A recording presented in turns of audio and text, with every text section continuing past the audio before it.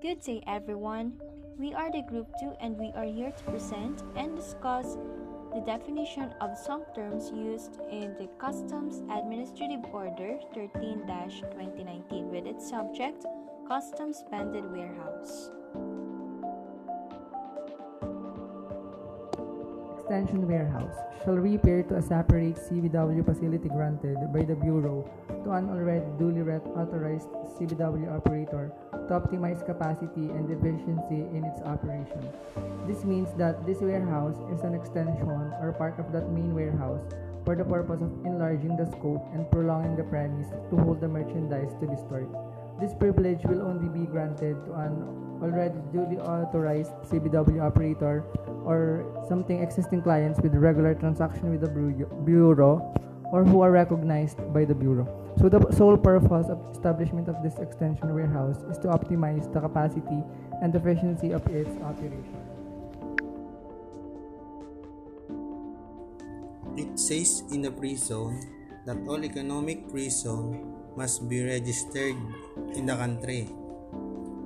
That you can to see or know them when you're asked for proof to be seated inside or outside in the territory. All ports have different laws that followed, and this law should not to be violated because you can get a penalty if there is a violated. Dark port free zone is under the Janay Special Economic Zone in Subic Bay Free Port and Zone under Republic Act 7-27, and the Aurora Special Economic Zone under the Cagayan Special Economic Zone, and Free Port under the Cagayan City Special Economic Zone under such prison area of Bataan under Republic Act. Lahat po ng prison na yun ay may under at sunod-sunod po na free ports at sila po ay in-establish at meron po silang, yun nga sabi ko nga kanina, meron silang mga different laws. Lahat po ng laws na yun ay sinusunod po ng Formula of manufacture. It shall refer to the formula of conversion issued by the duly authorized government institution to the customs banded warehouse operator, determining the raw material usage and wastages of a particular finished products for export and subsequent liquidation. The Bureau shall establish and maintain an ICT-enabled system to account for the raw materials used in the manufactures of goods and the resulting wastages for liquidation. So those raw materials are materials or substances used in the primary production or manufacturing of goods. These are the commodities that are bought and sold on commodities exchanges worldwide. And the wastages of finished products are the production activity that uses such resources. And in order to come up with that, there is a need of the so-called formula of manufacture.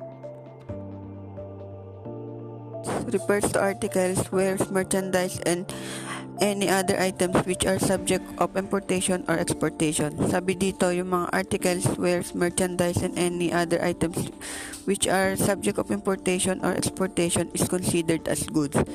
And may general rules tayo about goods. General rules.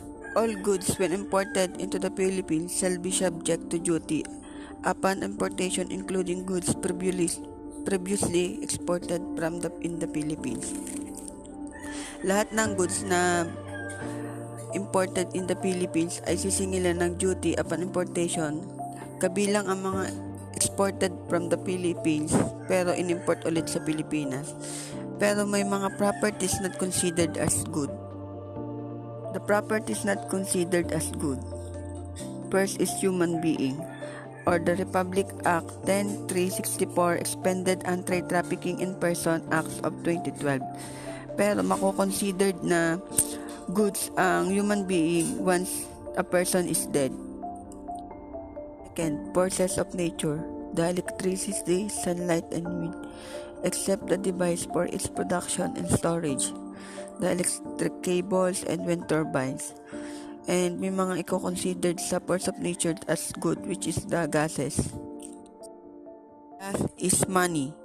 As long as used as legal tender of a certain country as means to settle all debts and obligation is a specified territory, if the intention is to put it out of circulation, it shall be deemed as a commodity.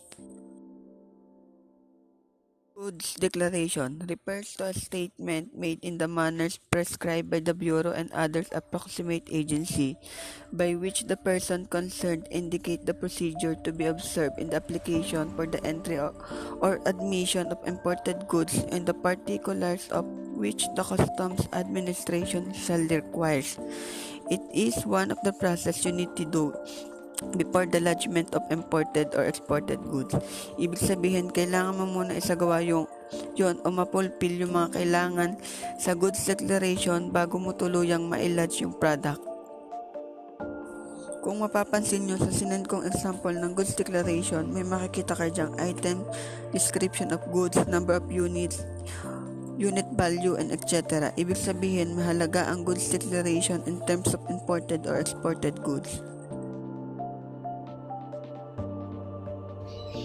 Importation shall refer to the act of bringing in one goods from a foreign territory into Philippine territory, whether for consumption, warehousing, or admission. It's the way of entering goods to the Philippine port. Liquidation of raw materials shall refer to the process of accounting the usage of banded raw materials, including wastages, in the manufacture of finished products for export as against the importations by CBWs of raw materials using the formula of manufacturer. It means that using the formula of the manufacturer, the raw material should be liquidated before exporting. Perishable goods shall refer goods liable to perish or goods that depreciate greatly in value while stored, so which cannot be kept without great disproportionate expense. Ang kahulugan po ng perishable goods ay ang tulyan ay tumutukoy sa pagpaparehistro ng isang deklarasyon ng kalakal sa Bureau of Customs.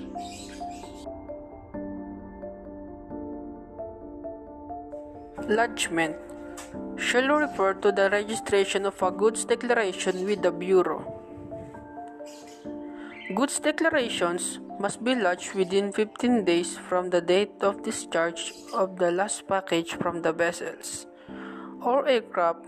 The period to file the goods declaration may upon request be extended on a valid allowance for another 15 days, provided that the request is made before the expiration of the original period with which to file the goods declarations.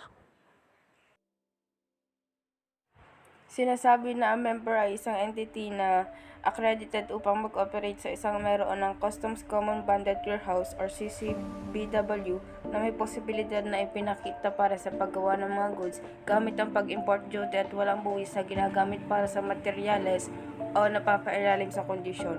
Dapat na ilabas o na-export na ang mga goods sa lalong panahon ibinagay dito. Ito ay ang tao responsable para sa ligtas at mahusay na paghahawak at pag-iimbak ng mga kargamento sa board.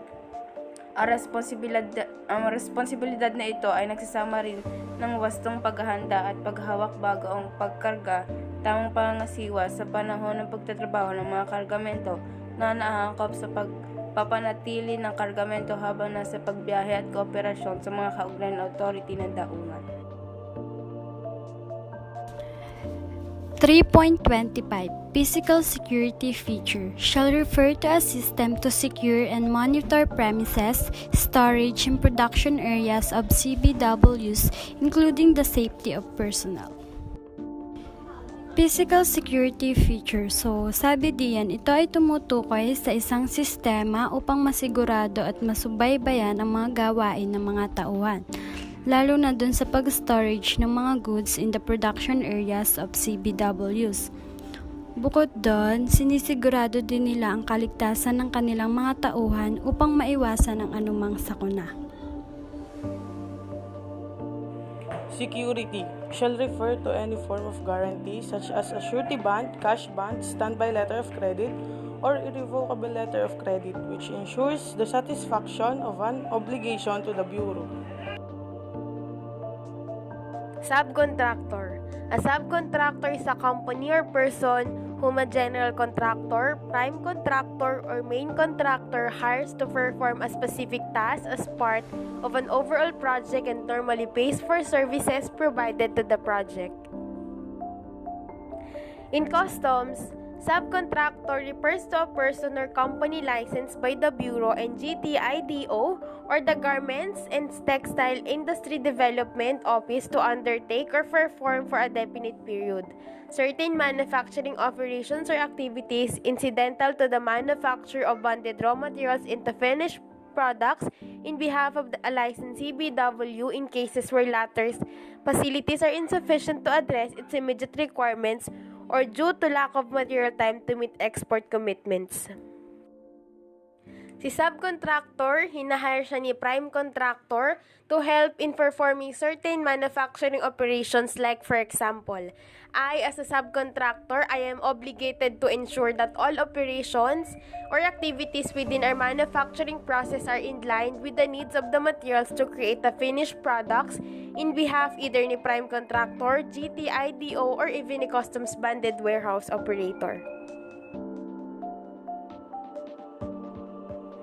Unauthorized withdrawal or repacking shall refer to the act of fraudulent concealment, removal, or repacking merchandise in any customs banded warehouse or fraudulent alteration, defacements, or obliteration of any markings or number placed upon packages deposited in such warehouse or aiding or abetting in any such acts.